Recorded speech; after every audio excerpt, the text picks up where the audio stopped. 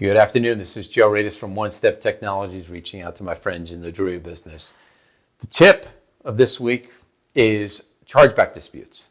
Nobody in the jewelry business likes dealing with chargeback disputes. They are time consuming. In the past, they might have gone against you, and they can cost you hundreds, if not thousands, or tens of thousands of dollars, depending on the size of the transaction.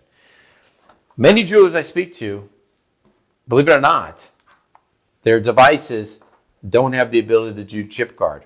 Okay? So when I talk to them about the chip card, if you have a chip card, you want to have a chip card reader because believe it or not, if you magnetically swipe it, the customer could play a game on you and be successful in winning, and that is reach out to their card issuing bank saying, that was not my card. I didn't visit that store. I don't recognize it. All right?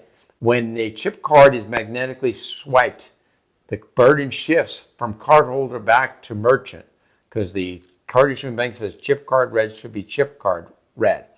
They came out with chip cards back in 2015, 5 years ago. So make sure your point of sale device, at a minimum, can read the chip card and take it as a chip card transaction.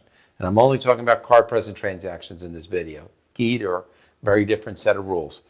The best level of security you can have on a transaction, I mentioned this in my last video, contactless payments. Now, contactless payments are making a lot of news because the ability of the merchant and the customer not to touch one another's stuff. I mean, you don't have to touch the customer's card and they don't have to touch your terminal, and there's no, I got to deal with COVID-19 situation there.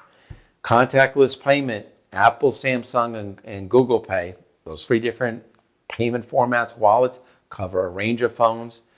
As long as the phone's within 30 inches and you've got the terminal lit up and ready to take the transaction, the customer can initiate their wallet and then they're going to talk to one another. The fact that the customer has to unlock their phone either through facial recognition, in this case if they're wearing a mask, they'll probably have to use the PIN number or pull their mask down in order to do the facial. In either case, it's the equivalent of attesting to themselves that in order to complete the transaction, you had to enter a PIN or facial recognition.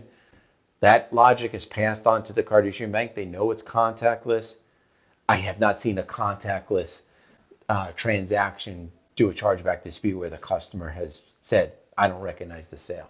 Again, it was facial or PIN, so the customer is basically swearing, hey, I've done this transaction. And unless someone stole their phone, knew their PIN number, or had the same facial recognition, it's not going in their favor. So the tip, make sure your terminal can do chip, ideally can do chip and contactless, and you've just reduced your chargeback risk significantly.